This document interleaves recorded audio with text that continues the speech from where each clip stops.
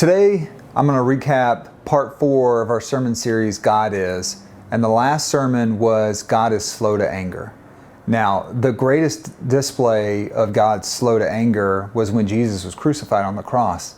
Not only did God pay attention and never turn his face from Jesus, it actually says that in the Bible, he didn't turn his face away, but he also showed grace to all those who were a part of the crucifying act.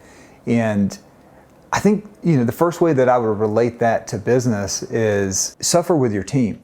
If you truly have teammates that care about their product, care about what they're doing with the company, and they mess up, don't go chastise that person for messing up. I mean, celebrate the failure because they tried to go do something on their own and they try to do it well, and validate the lesson learned. What are we going to do next time to not make this mistake again?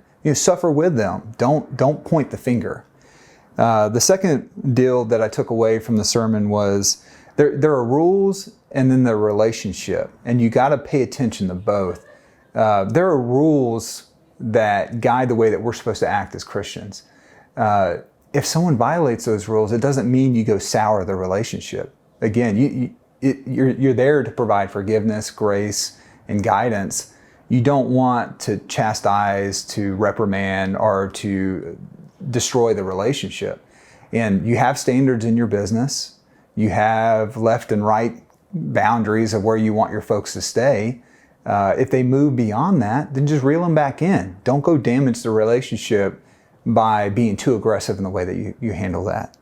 And then the last part is, if you know there's a standard and you know there's boundaries, well, don't go violate those standards or boundaries over and over again. You run the risk of it turning into a life cycle.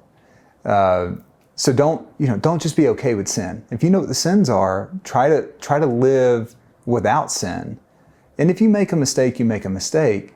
But don't go play with fire. Don't ask for that kind of judgment there. And I would just say, on the team side, leading your team, if someone continues to violate a standard and you've done a really great job of making that clear, and in your one-on-ones, just kind of pointing out the mistake and asking them to not make that mistake again or to stay within that standard, and they're completely capable of doing it, then I think maybe you should start to evaluate, is that person a good fit for your team? Doesn't mean go ruin the relationship. It just, they might not be a good teammate for your business. And that's okay too. Just help them on to their next opportunity.